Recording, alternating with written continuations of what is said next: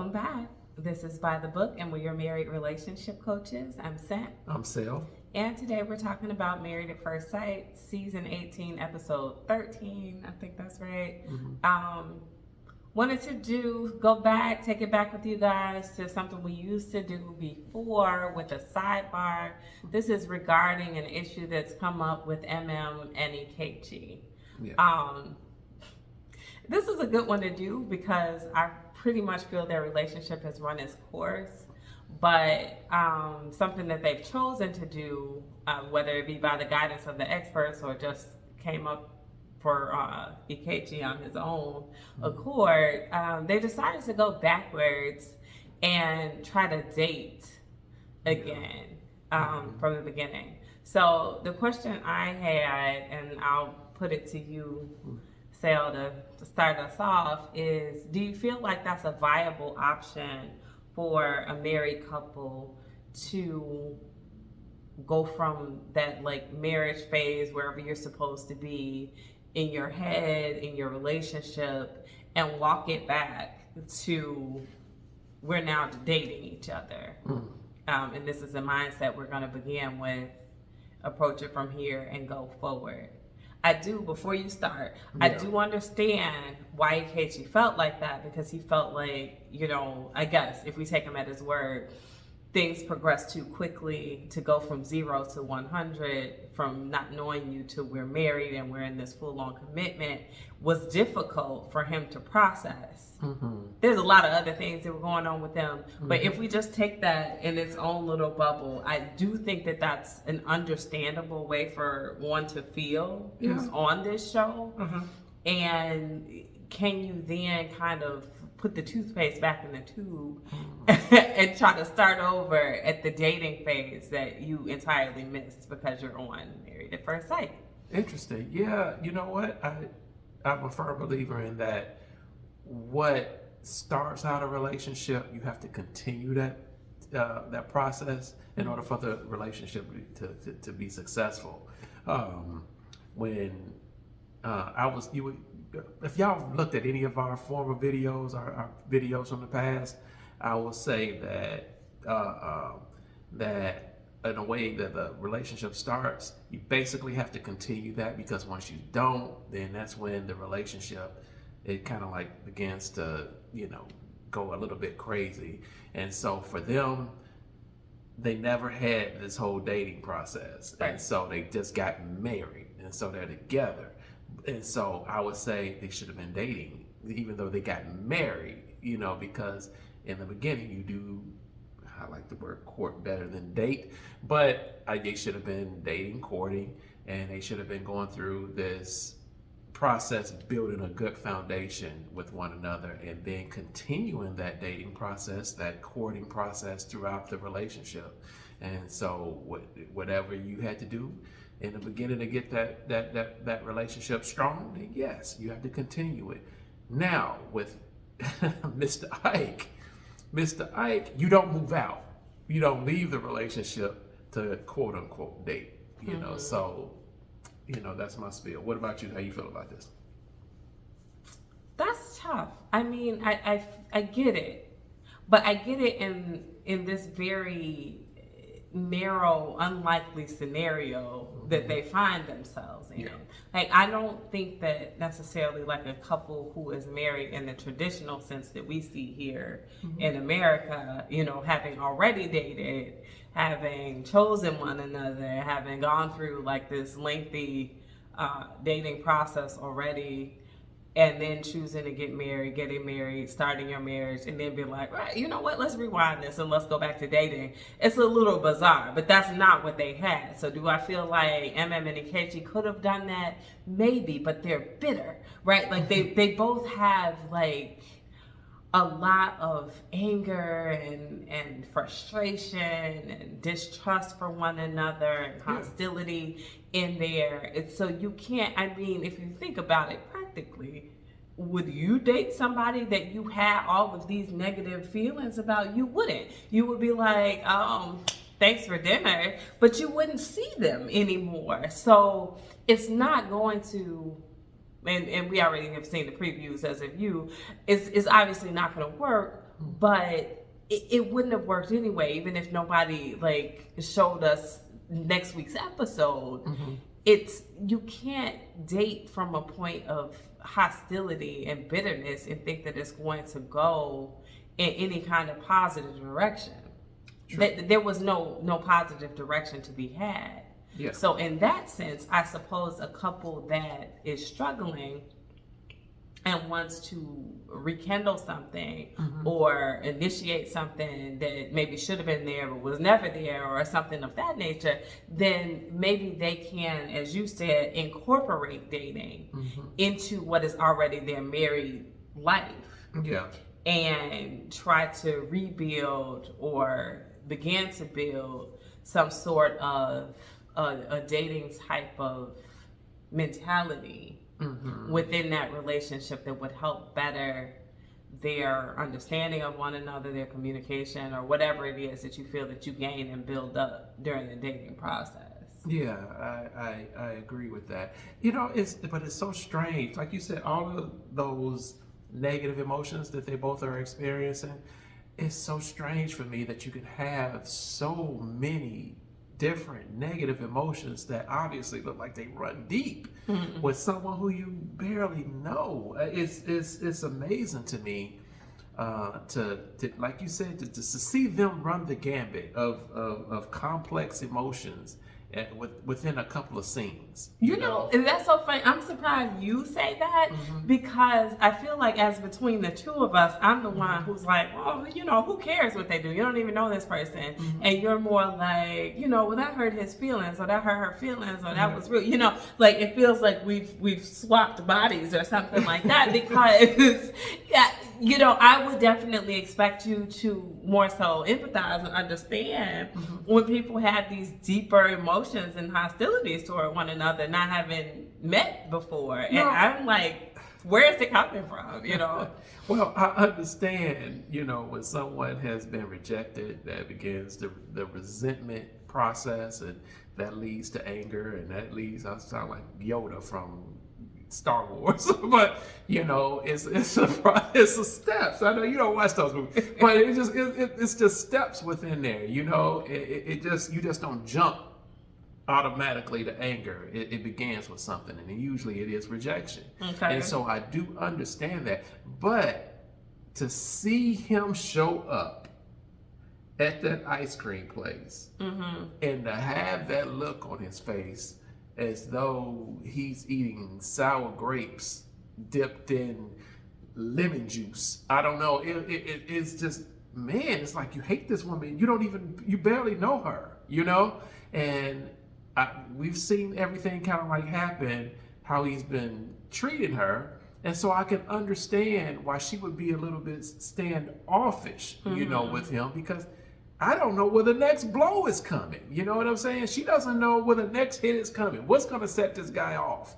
And so I kind of get it, but still, it's still just a range of negative emotions that they just both... Like, why is he so mad?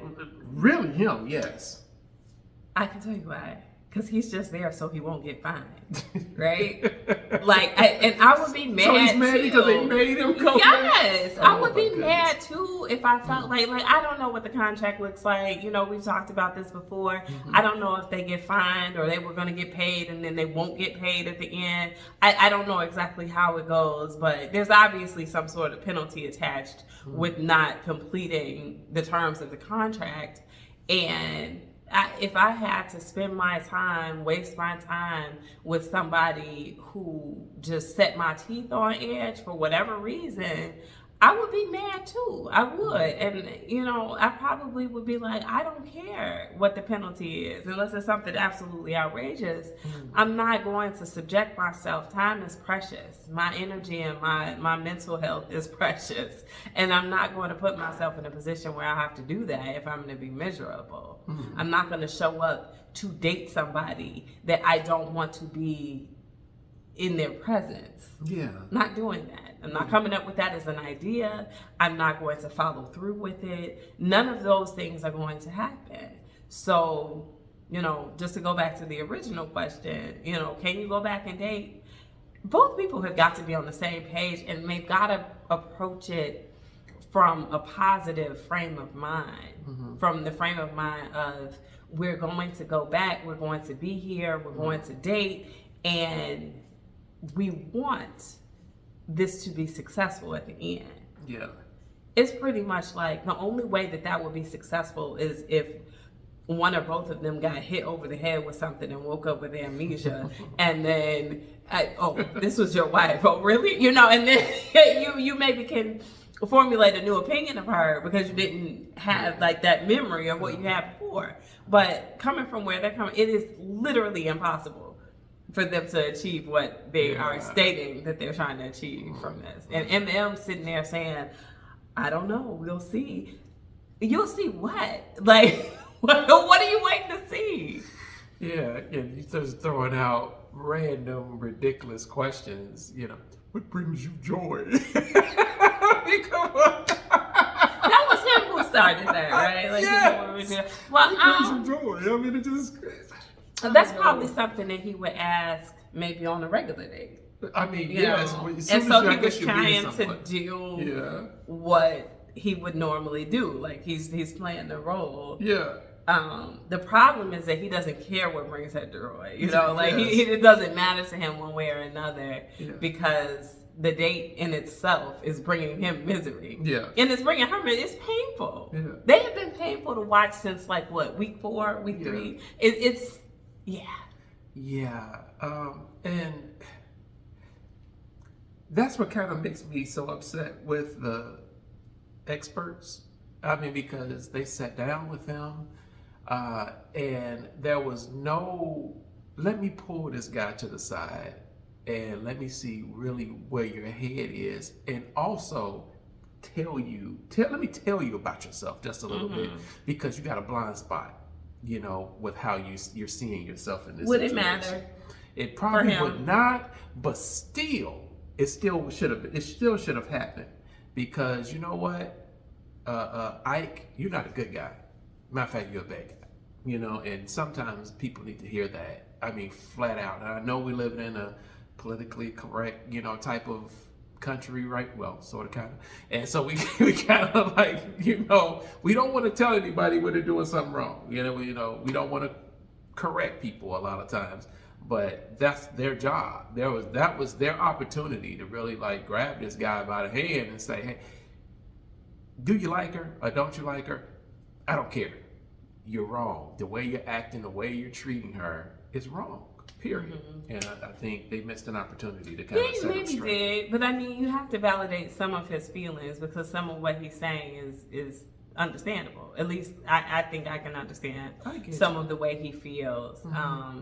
The problem is that he's deflecting it, putting it all on her. She's too this, she's too that, da, da, da, she's in my face, she's an a-hole. You know, it doesn't have to be the blame game to that extent. Yeah. It can just be this. I'm a big fan of just being like, this is how this person affects me. This is not to say that there's anything wrong with you as a human being. You're not to anything. It's just whatever it is, it doesn't rest well with who I am. So we're not a good match now. And then that doesn't place blame or villainhood or, you know, make you be the problem. It's more so just like, this is a match that is poor. You go on being who you are, the way you are, and I will go on being the way I am, but we are not going to do that together. Yeah, but see, this is where I kind of, you know, just differ a little bit, because I get what you're saying. We're different, so let's go our different ways. I get it. But you started out okay. You went on a honeymoon. Everything looked pretty well from that standpoint, right? Then you get back home and it all falls apart. So were you both faking it or was he faking it on the honeymoon, or was it something else? Because there's a missing puzzle piece that he's not sharing that I would kind of like want to know. Yeah, I get it. They don't like you, or he doesn't like her, you know, especially right now. But it looked like you did. Yeah, but I mean, you can't account for You're right. Like, I won't say they're faking it. Faking it makes it seem like there was something intentional in it. Like, I had intentions to put on and now I'm not. And I don't think it has to be that. You're not dealing with enough information when you first meet somebody. You yourself always say people are putting on their representative when they first meet somebody. Well, I'm on my best behavior. You're on your best behavior. This is okay. You're an objectively attractive person. So am I. You know, this is cool. We both are ambitious in our own kind of way, and it seems like, hey, maybe it's a good match. But when it gets into the nitty gritty of who you are, and I'm like, I really don't like that, and that really rubs me the wrong way. And I think you're too forward. I think you're too aggressive. And that's what he's experiencing on his end. And she's like, you're too evasive and non-committal on her end. And then, things are coming out.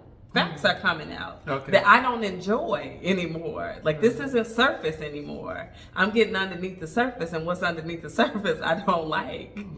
Okay, so are we going to sit here and rework it? Yeah. Or is it a loss I should just chalk up? I don't know you very well. You don't know me very well. There's nothing invested. Let's just wipe our hands clean of this and start fresh with someone else. Okay, well, maybe. My other question was, do you really believe him when he says that I was washing my dishes and I took my ring off and just forgot to put it back on? Do you? No, I don't believe him at all. I believe that there wasn't anything accidental about it.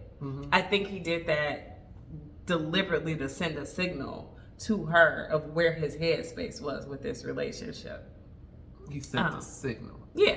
Like, I said I was going to do this. I said we were going to date. I can hide under the guise of saying, well, if we were dating, I wouldn't have my ring on. That wouldn't make any sense. So I can hide underneath that. But truth be told, I'm telling you exactly how I feel by showing you in the most visible way possible.